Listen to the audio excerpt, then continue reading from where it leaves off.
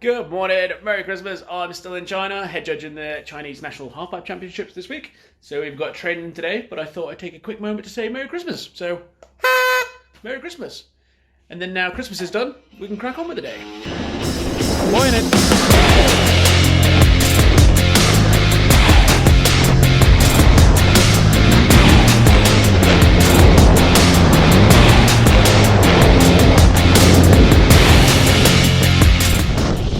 What's up? So I'm now not in Secret Garden. I'm in a different part of China, which is very close to North Korea.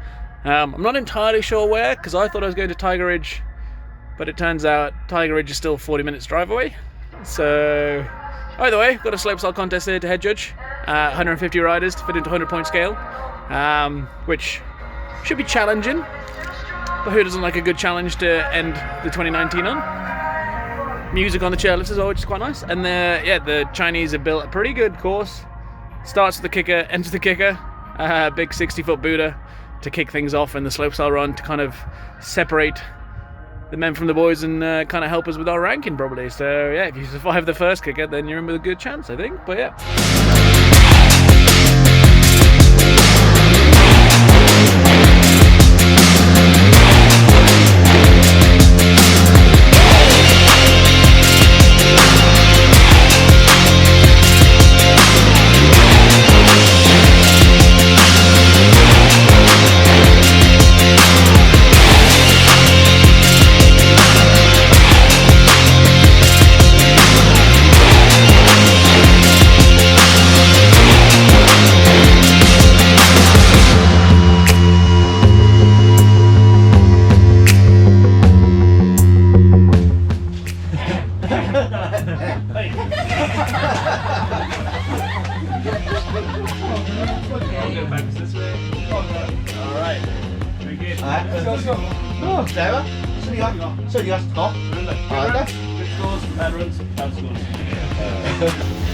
So we just sat waiting for the slopestyle to kick off, just doing a few test runs on the old telly, and my personal assistant is sharpening my pencils for me.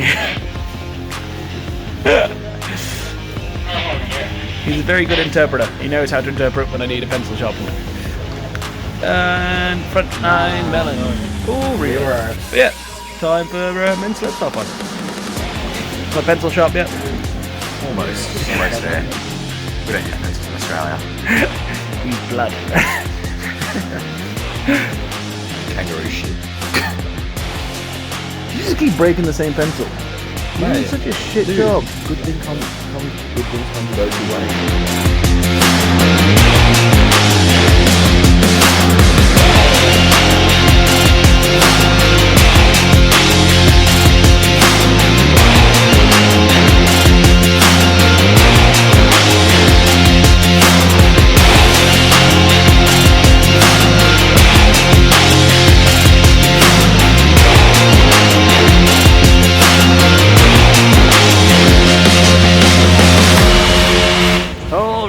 So day 5 here in China, nearly at the end of the stint. Wrapped up Big Air yesterday, which was trickier than I thought it would be, because we decided 2 days before the Big Air even started that we were going to run in the final 3 run best run counts, which is kind of easy with only 12 riders in the men's and 8 the women's, because you can just space out your scale massively.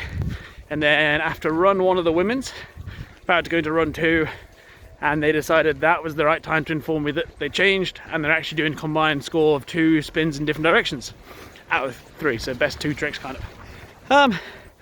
Which didn't make life easy, because with combined scores, similar tricks should get similar scores, because otherwise you kind of make it mathematically impossible for someone to up their score in the second round, and you can give them a massive disadvantage to change the rank. So had to do a little bit of fiddling and take a break and just adjust the scores a little bit to make it fair on combined, but it worked in the end. But that was a good learning curve and a good test for me, and the fact that that's probably my fault for not checking before the final started that we were definitely doing best run counts. I just assumed that we were, because we'd spoken about it and hadn't called a TC meeting to explain the combined format, but apparently all the coaches were aware, so I'd obviously just missed the memo on that one. That's the first time I've head judged Big Air with combined scores, which just meant I had to think a little bit more which I guess is why you get paid the big bucks out in China. So I think today was a weather day because I'm still here and we've got no contest and they don't fly back to Beijing until tomorrow. But yeah, just having a bit of a cruise, bit of a ride. Lap in the park in the sun. It's still -19, but because I'm not stood around all the time, it kind of makes it seem alright. But yeah, let's get some riding in. First actual riding day of China, even though I've been here for a month without actually any work to do. So yeah, pretty stoked on that. First full riding day of the season. And we'll be squeezing a few more in this week in team when I go off to see some friends. So yeah, having a Sprite and getting some laps in.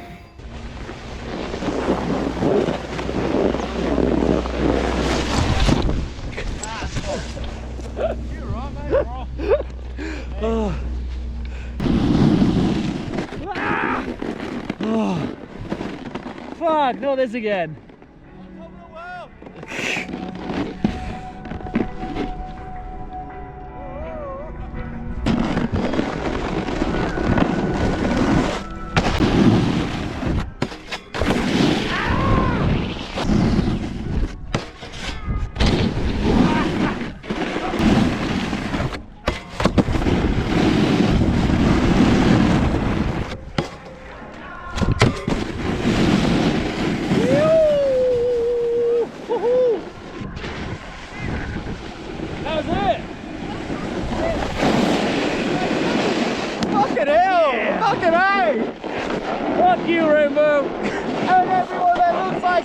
Alright, so just in between women's big air finals and men's big air finals, and I want to raise a bit of a discussion point about Chinese chopsticks. I've been thinking, long and hard over my month in China, that a chopstick is all handle. Whereas a knife and fork, you've got the handle bit, the funky bit at the end that you stab stuff with, but a chopstick doesn't have that, so is it all handle or no handle? And I've got Mr. Chinese Australian Howard, who's my interpreter, not my translator. G'day, mate. G'day, mate. How you going? Who's got a different take on the whole handles, chopsticks are all handles point of view. Well, I see your point, Gaz, and I can see why you would have that train of thought.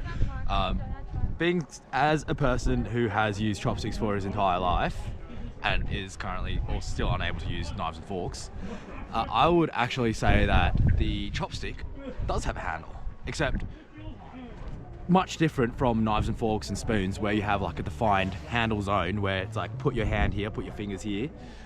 The chopstick's got more like a zone that just kind of melds into the area of usage as well. Right.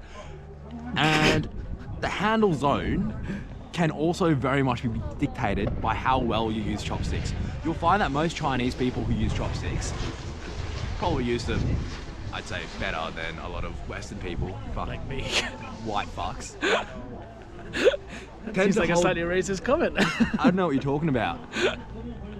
Tend to hold the chopsticks much higher up. Much higher up, giving greater control over the actual usage zone of the chopsticks where you get your food. Whereas like fucking dirty white dogs, you guys like tend to use your chopsticks like real far down as well, actually lessening the area of usage. Because if you think about two chopsticks, right, you're holding it real close to the edge of the tip. You've only got that little bit, that little pinpoint accuracy where you can actually pick up your food. Whereas if you're holding the chopsticks further up, you've got more flat surface, giving you greater chance of successfully delivering the food to your mouth.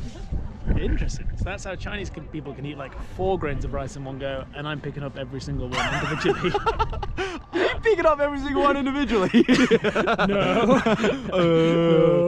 No, it's no, alright. I just avoid rice. I just grab the bowl and just tip. No, rice is a different sort of technique. Different though. kettle of fish. Yeah, for sure. Because like with rice, right, you're supposed to like get it up, and you got the chopsticks, and kind of like hold them together, and you like shovel it in. But why would you shovel with such like a narrow point? Surely you just shovel with a spoon, which has a big surface area, and you can just throw so much more rice into your face. Yeah, but then you have to pick up a spoon. It's alright. The waitress is here now. Deliver knives and forks and spoons to me because my chopstick skills are so bad. Like Fucking white yesterday, dogs. she didn't even give me a chance to show how bad I was with the chopsticks. She brought the food across and immediately brought knives and forks. I was like, Anna, I got this. I'm going to demonstrate I'm being cultural. White boy, knives and forks. Here you go. White boy knives and forks. That is my new MC name, I think. White boy knives and forks. Yo, MC White boy knives and forks in the house.